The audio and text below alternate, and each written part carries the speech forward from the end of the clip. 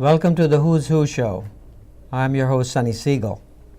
In past segments of the Who's Who Show, we have hosted guests from a wide range of occupations and backgrounds, including leaders in politics, education, business, medicine, law, sciences and technology, research, philanthropy, and the performing arts. In today's segment, I have a very special guest, Mr. Ceylon Mitchell. Ceylon, welcome to the show.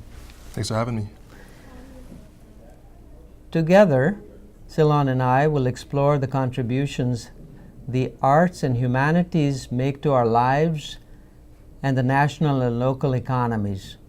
But first, an introduction.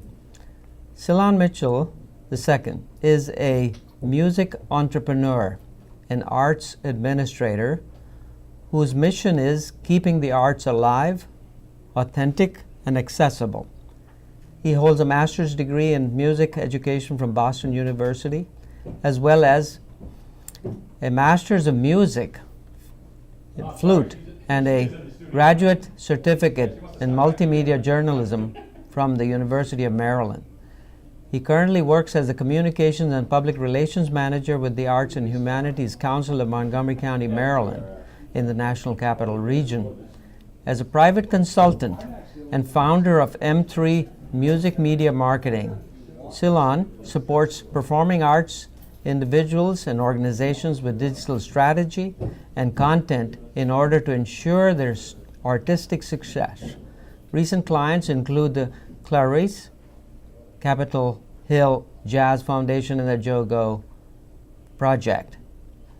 In recent surveys of educators and businesses, a majority of respondents support adding the arts to the traditional science, technology, engineering, math curricula, the STEM. They want to make it STEAM by adding the arts. Is that what you're seeing? Yes, very much so.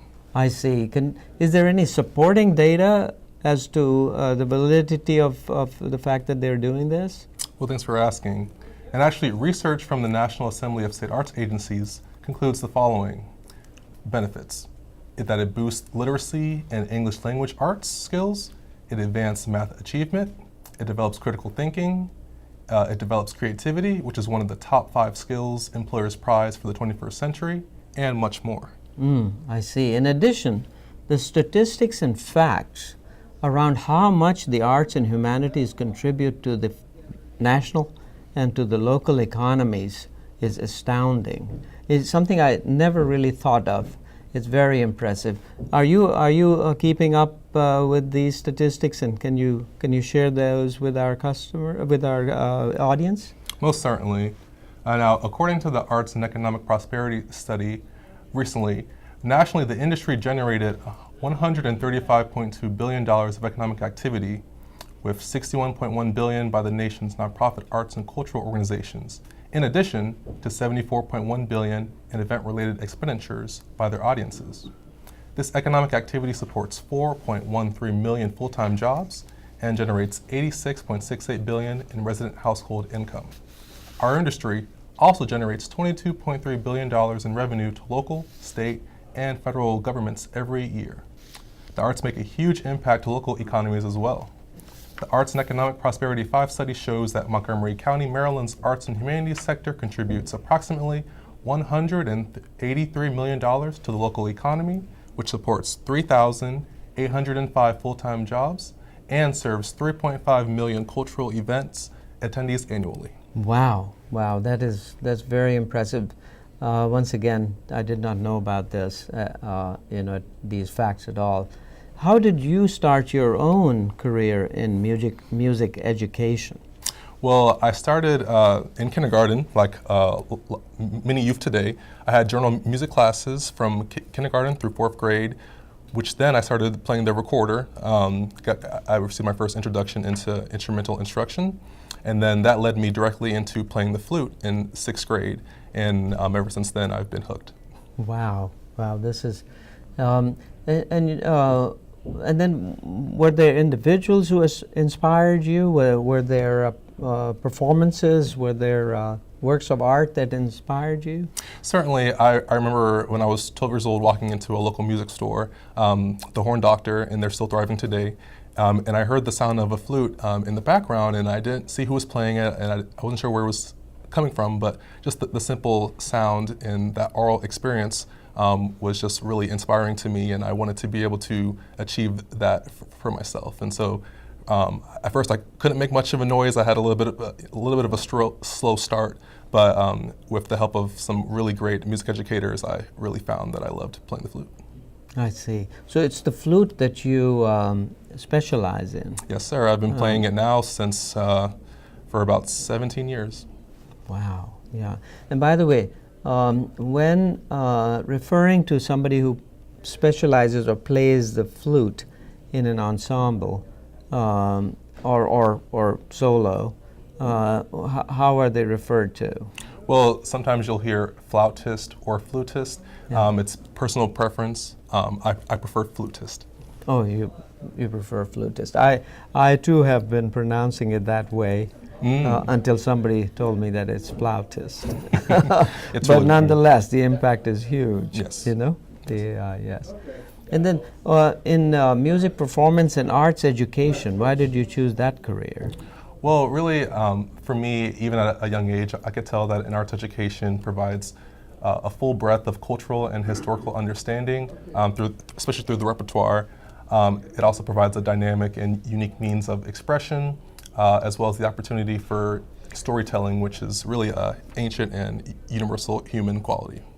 Yeah, and storytelling in connection with playing musical instruments. Yeah, can you make that connection for me? Certainly. So every culture has their own sonic and cultural traditions, whether it's written down or it's simply oral tradition, folk traditions.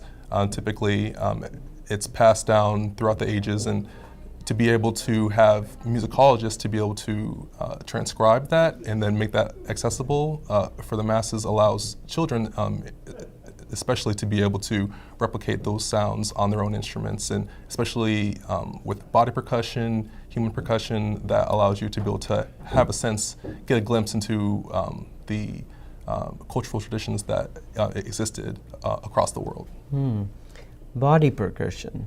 Mm-hmm. That's an interesting concept. Is that dance?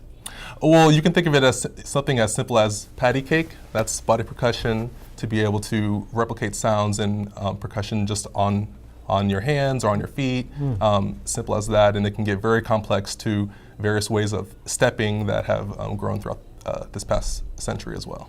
I see. And what about like chanting and that rhythm, the vocal rhythm?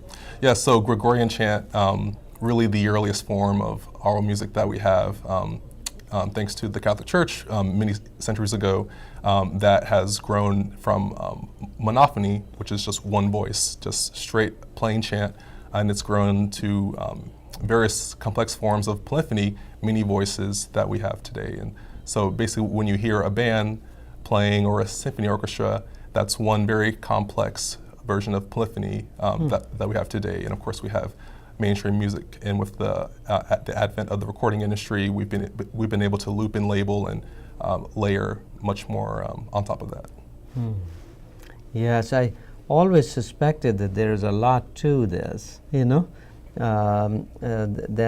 I know of.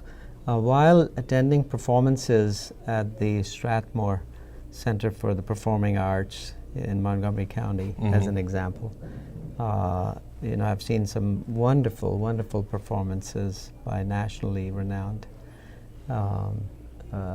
orchestras and ensembles. Yeah, and now I begin to see a multimedia type presentation, with digital backgrounds and the music playing.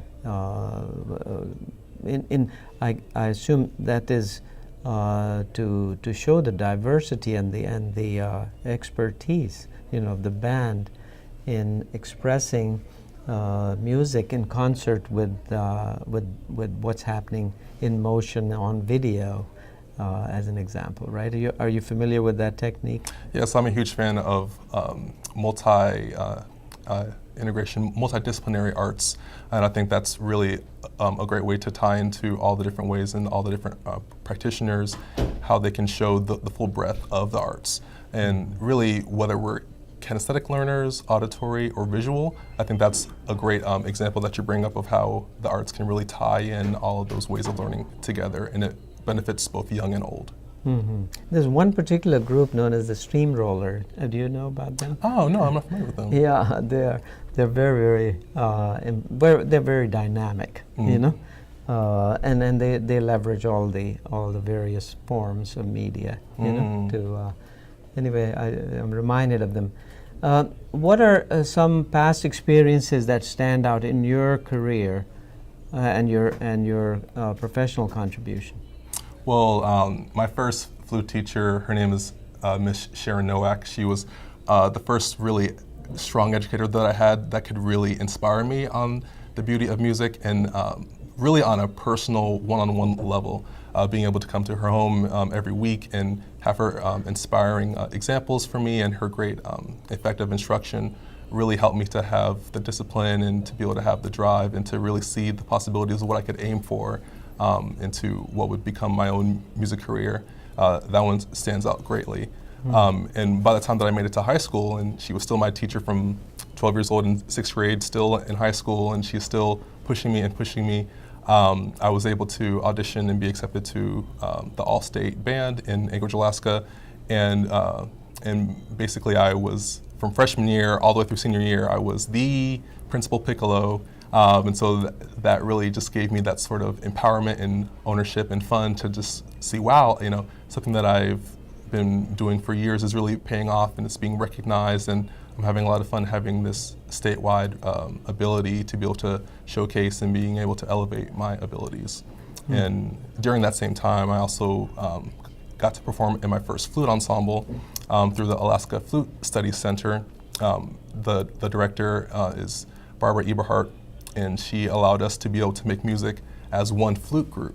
And so to be able to combine piccolo. That was flute only? No, well, sometimes, but sometimes it could be all the way down to bass flute, a little up in tessitura to alto flute, then the C flute that we all know, and then piccolo as well.